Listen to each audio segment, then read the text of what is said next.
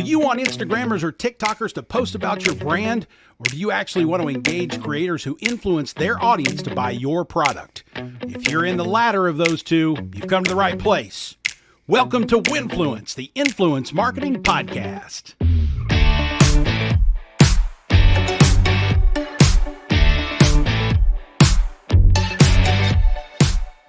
Hello again, friends. Thanks for tuning in to Winfluence, the Influence Marketing Podcast. Before we dive into this episode of the show, some of you are seeing this on YouTube or LinkedIn. Winfluence is now a video show as well. We're tidying up a few things that are more audio-centric to create a good show for you video-wise too. So if you want to see what we're doing, see me, see the guests. I don't know if anybody really wants to see me, but if you want to see the guests, which is definitely the attraction point. Subscribe to our YouTube channel. That's at jasonfalls.co/YouTube, or make sure you follow me on LinkedIn. The short way to get to that link is jasonfalls.co/LinkedIn. So jasonfalls.co and then / the channel, YouTube or LinkedIn. And that will get you to where you can subscribe and make sure you see the shows. I'm sure we'll have some speed bumps in the way here as we work out the kinks, but eventually we may even live stream a few episodes. I've been fighting adding video for a long time. Honestly, I'm an audiophile and prefer to just do the podcast that way. But we've entered the era of podcasts not being able to survive much without at least video promotions on social media, if not full-on social video shows. So here we go. Okay, now back to today's episode. I've been using and reviewing social technology software for almost 20 years now. One of the most frequent categories of software I'm either pitched or someone recommends that I try is in the social media management category. These are platforms like Hootsuite or Sprout Social, where you're able to plug in all your social media channels, manage your comments and message from all of those channels in one place, publish, set up calendars, preload content and such. I use Agorapulse. That's another example. I'm also technically an Agorapulse ambassador. They don't pay me, but I use them and I like them, and so I spread the good word. Some of those social media management platforms add features like social listening. Most of them have a social inbox and call it social listening, but that's a different rant for a different day. Each social media management platform out there has some bell or whistle that makes them cool or unique. Every now and then, someone comes along and looks at the category from a different angle and innovates a bit. Normally, when that happens, the new social media management solution combines functionality from some other software category for a mashup that serves a given niche. At a startup event in Silicon Valley recently, one such platform caught my eye.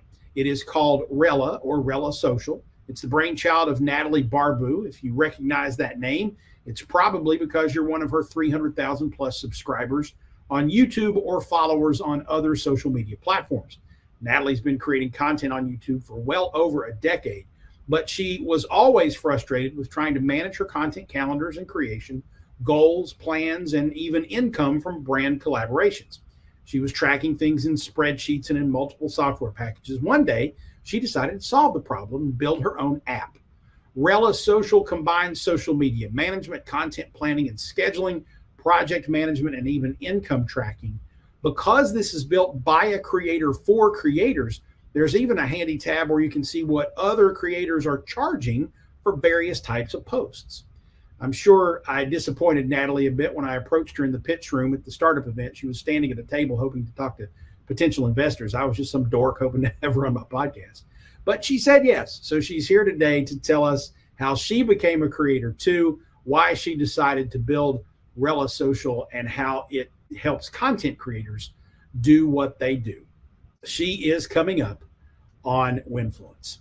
This episode of Winfluence is presented by Scipio.ai, the community commerce marketing platform. It has a family of apps that helps you drive commerce through your own community. One of those apps is super relevant to content creators and brands alike, and to our conversation about RellaSocial today. Whether you're a brand or content creator, you probably spend a lot of time writing and rewriting captions for social media content. After today's show, you might be doing that in RellaSocial, but you also have to make sure that content will perform well by keeping up with the trends on social media within your own content performance and so on. Scipio.ai's generative AI content app is called Community Generative AI, or CGI for short. Think of it as an AI content generator with an extra brain for optimizing social media posts and predicting success. Tell CGI the idea of your post or even campaign. Give it a call to action, the tone of voice you prefer, and the length of the word count. With the push of a button, you have a library of smart content recommendations with predictive analysis right there at the push of a button. You have a library of smart content recommendations with predictive analysis of how that post will perform. Scipio's powerful AI engine digs into the big data of over 140 million social media users, posts, images, and videos. It mines that data for deep learning insights to give you not just content, but content that will perform. That makes it very different from any of the other AI content generators out there. Now, if you know me, you know I'm not a fan of automating content creation, but that's actually not the point. CGI produces a ton of great content to save you writing time. You still need to review it. You still need to edit it, make sure it's perfect, but it gets you 90% of the way there, which saves you time, makes you more cost and time efficient. Scipio.ai wants to give you that power for a 2-week free trial. I'll give a link in just a second to sign up, so get out your pens and papers. If you're driving, don't do this. Come back to the show notes later. There's no credit card required to sign up for this 2-week free trial. Go to jasonfalls.co/CGI and start creating all the captions and content you need with the click of a button. Free for 2 weeks. Just see if you like it. I bet you will. jasonfalls.co/CGI will get you there. Seriously, this will change the game if you write a lot or have a lot of clients you need to write for. jasonfalls.co/CGI. The creator that got so fed up with organizing her content creation work, she built a software company to solve the problem for everyone. Natalie Barbu from RellaSocial is next on Winfluence.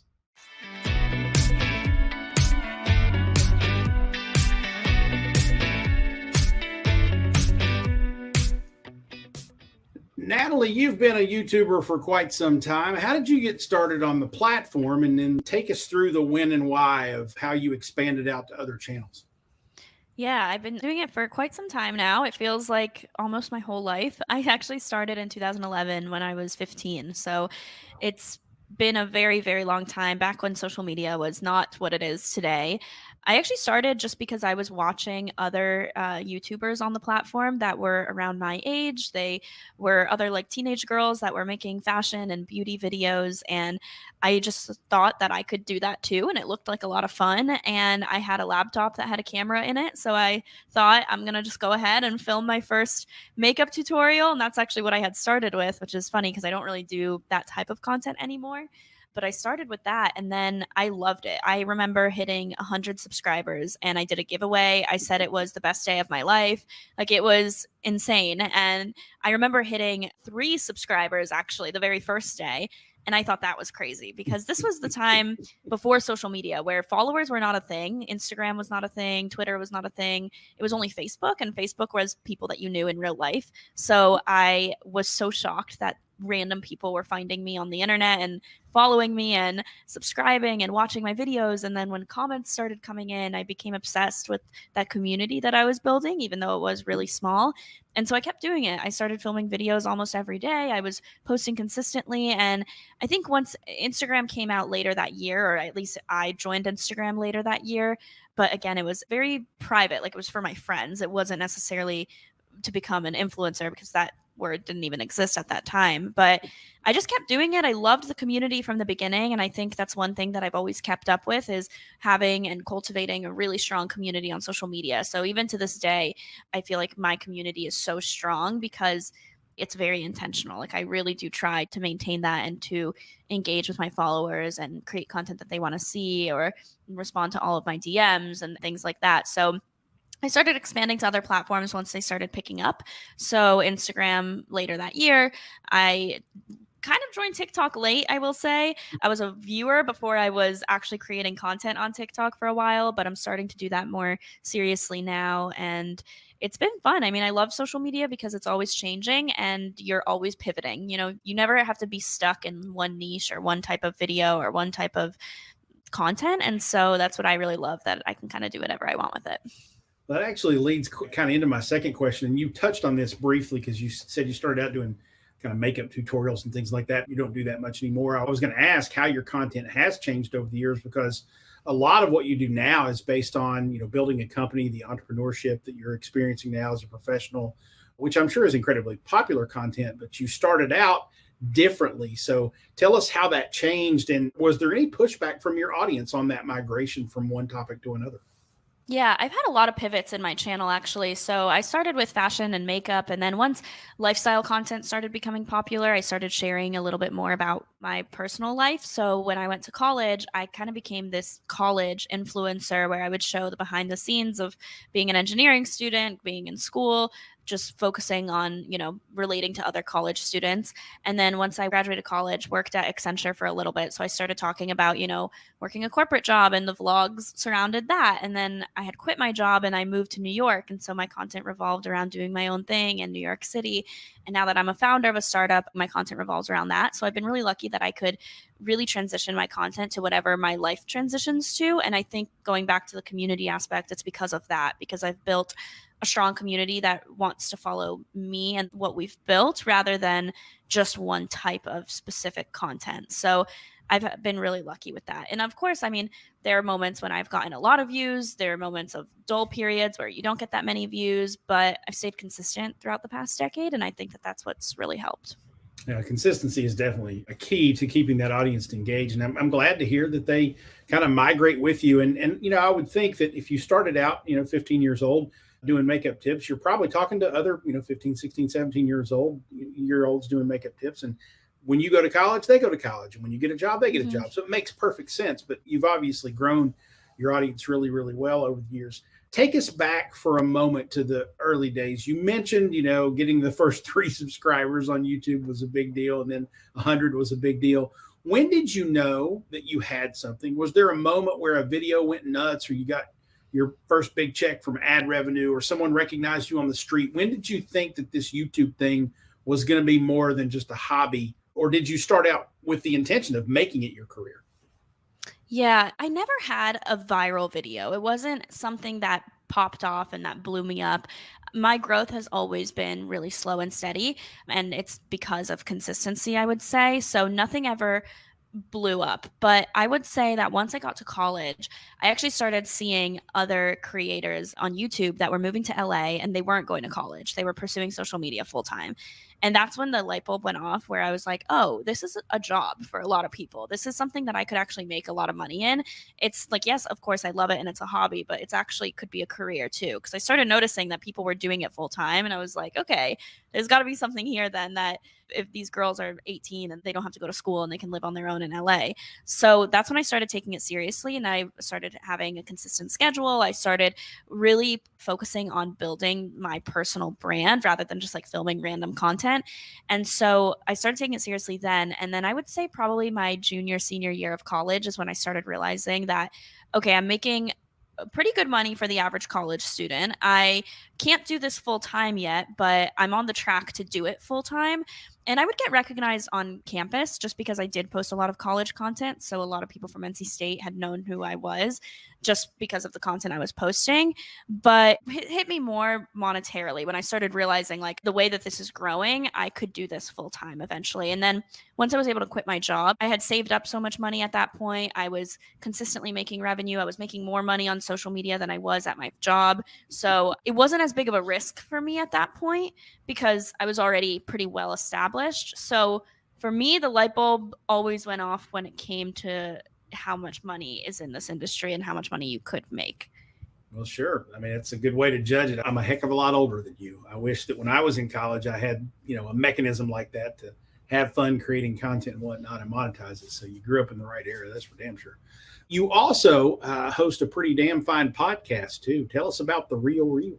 Yeah. So I host a podcast as well. I interview other founders, other creators, anyone that honestly inspires me. Then I want to hear their story. I'll invite them on the podcast. And I also do a lot of solo episodes where I talk just about anything that I'm going through or any topics that my audience wants to cover. And it's a really good way for me to talk one-on-one with them for like 45 minutes, 30 to 45 minutes. Even though it's a little one-sided, I use then the other social media channels to kind of get feedback on it. Like Instagram DMs are really helpful with that. But I love doing a podcast. I think it's so fun talking to people. And it's one of the only chances you get to say like, hey, I want to talk to you for 30 minutes to an hour and I want to pick your brain, and you get like dedicated time with someone that's, on your wish list pretty much. So I think it's a great networking tool too. Accurately describes this interview. Like, I wanted to talk to you for more than 2 minutes on a trade show floor. So here we are. We're doing a little podcast. So that's good. We're talking to Natalie Barbu about her career thus far as a content creator, but that led her to build a software solution for content creators called RellaSocial. We're going to dig into that after the break. Stay tuned.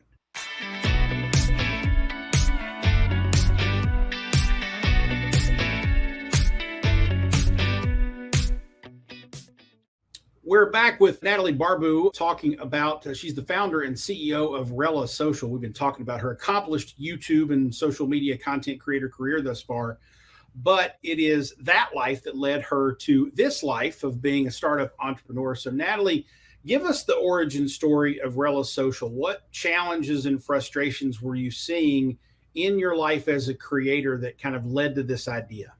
Yeah, so I had came up with the idea for Rella once I started doing social media full time.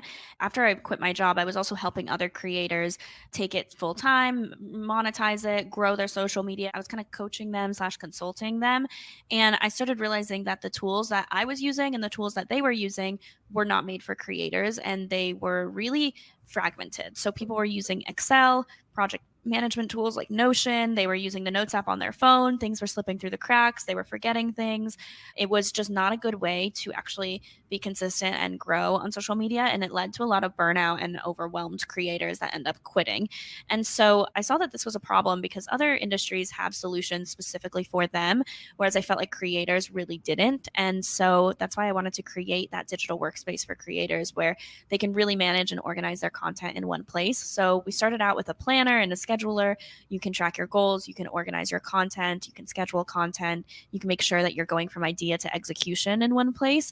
And as we expand, we want to grow with these creators. So touch on the monetization aspect. They can currently track their earnings, see how much money they're making, see revenue insights, like where are they making the most money, which platform, which month, so that they can actually, plan for their future as well. But yeah, it's a digital workspace for content creators. And right now you can really organize all your content on there. And we specifically target smaller creators that are just starting out.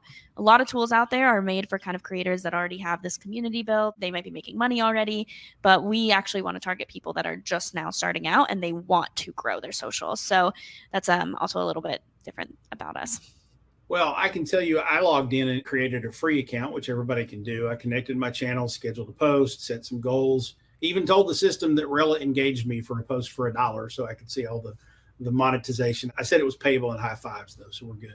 But I wanted to test it out. I did all that, by the way, in about 10 minutes. So for those of you listening out there who are content creators or who want to get started as a content creator, it's super easy and even free to get started. Of course, there's upgrades for various feature sets and all that good stuff. So when you had this idea, and I know that, you said, I believe you majored in engineering or something like that in college.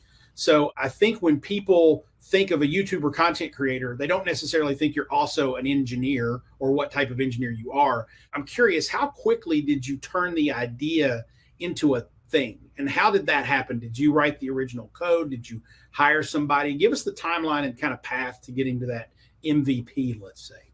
Yeah, so I had this idea in September of 2019. So a long time ago, I had the idea, but I didn't know necessarily how to build it. I'm not technical in the sense of I can develop an app. Like I don't know how to code, but I have a technical background with engineering, but not enough to like actually build this application. So I knew that I would need help, but I just kept thinking about this idea. And the more and more I helped other creators, the more and more I, was obviously doing it full time myself. It just would not get out of my head how useful something like this would be. And so I decided to act on it. And I started asking friends if they knew anyone that could help me develop this. And I was really naive at first. I thought, oh, I can just hire someone to do this. It won't be that expensive. It'll take like 2 months, like whatever. Like I really had no clue about what I was really getting myself into. I just wanted this to come to life. And then I had met my co-founders who are developers. I had met them through a mutual friend. So they had a software agency where they were already developing apps for other companies. So I started working with them and then they loved what I was doing. I really liked working with them. So a few months later, they joined full time and became my co-founders. But it's such a learning curve because you don't know what you don't know at first. I had so many dreams for this, but I didn't know it would be technically like a big company or a startup. I just wanted this product out there because I desperately wanted to use it. But the more and more, obviously, I got into it, I realized, wait, this could actually be something big and this could be something that scales. And so May of 2021 is when we started working on it. I had the idea September 2020. So sorry, timeline's mixed up. Right. And then in January of 2022, we launched the product actually exactly a year ago today. So today's our 1 year anniversary. Oh, wow. Very nice. And you know what? We're actually recording this on my birthday too. So wow. Okay. So happy birthday. Thank you. My birthday and Rella, we're birthday twins. I love it. Yes. Yeah. So yeah, it's amazing when you get into it and realize how much work it takes just to get to an MVP, minimum viable product. For those of you out there who don't know the startup lingo, I've always been fascinated and amazed when I'm working with engineers and developers and programmers and designers and everybody else, but the people who actually, make the zeros and ones make sense and make it come to life. I'm just baffled at how amazing that they do. And I've worked with some really good ones over the years. I'm sure that's no different for you. So what I jumped in and played with was, free, took me 10 minutes. I was playing around, really intuitive, easy, user experience is great thus far. But what I did, it was free for me to do all that. What's the business model here? Are there more features to unlock? Are there subscription fees? How are you building this as a business? Yeah, so we have subscriptions right now, but we've made it pretty difficult to get to them because it's kind of like a beta where we want to invite people onto it. So we're inviting people on to test out our extra features, but we are actually launching paid subscriptions either end of this month, beginning of next month, where you can just purchase it on, your phone and through the App Store.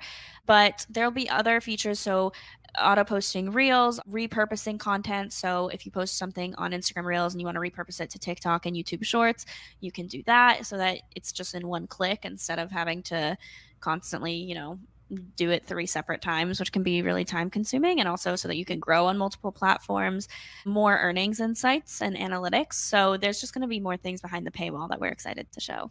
The big thing that struck me as being very different from other tools that are out there, obviously because it's made for creators, was the fact that you've got a component built in there for people to be able to track their earnings, track the payments that they're getting from people, and really, support the business of being a content creator, which is very unique. So love that. Now, I met you at a startup event where you were pitching Rella to potential investors. That tells me there's maybe a bigger vision and roadmap for what you're doing. What will the platform and company look like a year from now when you get the kind of funding you're going after? Yeah, so we actually recently closed our pre-seed round. So we raised $1 million on our pre-seed. Nice. We're excited about that, but we really want to just scale this product to have like any creator that wants to start and is like, I want to do this as a career and I want to take this seriously, because now it's the #1 job aspiration for kids today, actually.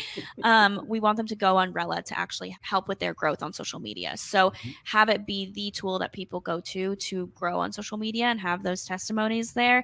And then we also want to grow with the creators. So as they're just starting out, and then once they start monetizing and working with brands, we want to build tools that expand to that category too. But we just want to focus on this subset at first and then grow with them to really help them with monetization, help them get paid. And so we're just looking at the future like that. Well, I have the perfect partner for you, someone that I need to introduce you to. We're on the Marketing Podcast Network. That's where the Winfluence resides. And one of our fellow podcasters is T. Adeola, who runs a podcast called Tiny Giants. And it's all about the creator economy and closing the gap between STEM education in schools, teaching content creation as a STEM activity. So he's tapping into parents, he's tapping into young people who want to be. So I'm going to connect those dots afterwards, because sounds like two of y'all are more aligned than anybody else probably out there would be with you. So I'll make I would love to. How about that? Awesome. Well, tell the creators out there where they can sign up and where people might be able to connect with you online if they want to learn more, or just follow on all your socials. Yeah, you can find me at Natalie Barbu. I'm on all social media platforms, and then you can download Rella on the App Store or the Android Store or Google Play Store. We're also on the web, so you can just go to getrella.com and create your free account. And then the Real Podcast is my podcast. Awesome. Natalie, thank you so much for the time today, and thanks for helping make the creator economy more manageable for us folks. Hope this thing blows up for you. Thank you so much.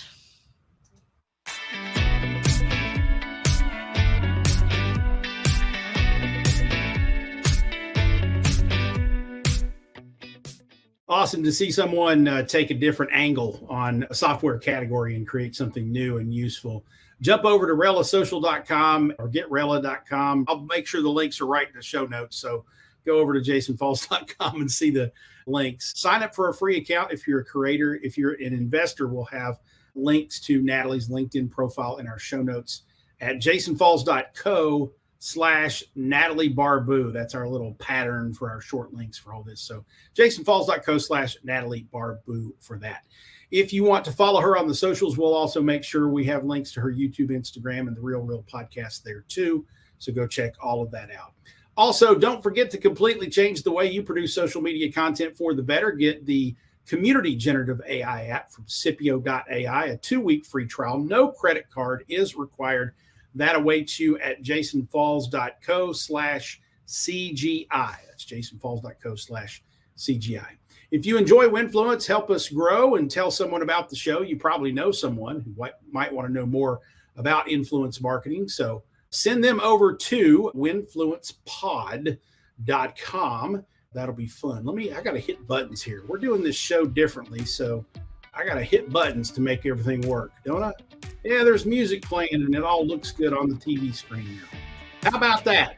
Send them over to winfluencepod.com or share a link to this episode on your social network of choice. If you have a moment, drop Winfluence a rating review on your favorite podcast app. We're on them all. The show is now on video as well. Just look for Jason Falls Winfluence on YouTube to see the show as well as hear it. Winfluence is a production of Falls & Partners and presented by Scipio.ai. The technical production is by MPN Studios. Winfluence airs along MPN, the Marketing Podcast Network. Thanks for listening, folks. Talk again soon on Winfluence.